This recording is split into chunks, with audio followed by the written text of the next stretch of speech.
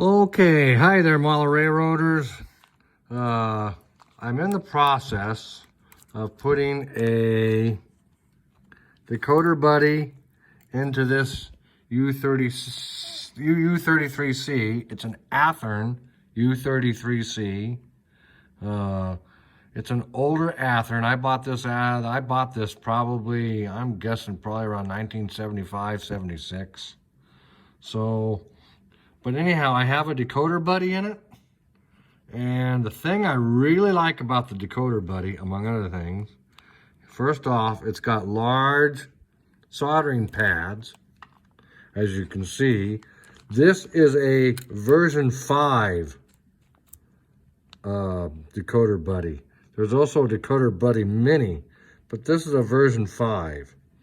So the main board mainly takes the speaker and the track tower and the motor and I think like one function. Looks like that's one function right there, U+. And then the piggyback board, this small board right here, it takes all the functions, the headlights, any functions you might have. But at any rate, this is a Decoder Buddy, and the thing I really like about the Decoder Buddy is I'm about to put on a Tsunami 2 TSU-21PNEM8 decoder. And here it is. This is the decoder right here. And the thing I like about the Decoder Buddy is you never have to touch the decoder until you got everything dialed in with the Decoder Buddy.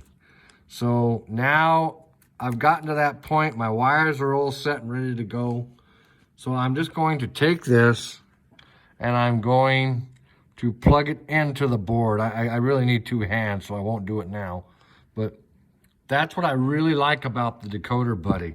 You can do all your dialing in of your wiring, your wire management, your soldering, everything without ever touching the board, the decoder itself.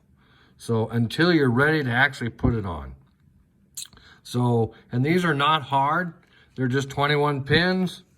As you see, there's one pin is missing, and that's how you orient the decoder. As you see, there's no, I don't know if you can see it or not. It's kind of blurry. But there's no pin for that pin as well. So there's nothing there. So that's how you orient the, or situate the decoder onto the Decoder Buddy. So I'll come right back. I'll put this on and then I'll come right back and show you how it went on, okay?